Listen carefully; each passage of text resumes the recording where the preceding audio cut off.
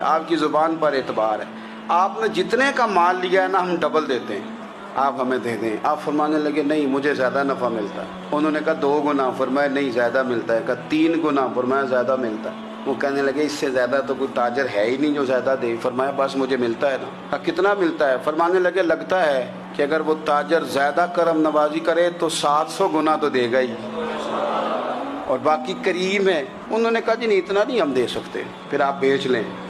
یہ بات ہی سمجھ میں نہیں آتی۔ لوگ چلے گئے تو حضرت عثمان غنی مال اٹھا کے مسجد کے دروازے پہ لے گئے، جا کے کہنے لگے اے عمر اعلان کر دیں جس غریب کو گندم کی ضرورت ہے، آسانی کے دور میں نہیں دقت کے دور میں، جب لوگوں کو مل نہیں رہی چیز، جس کو ضرورت ہے وہ آئے اور آ کے لے جائے۔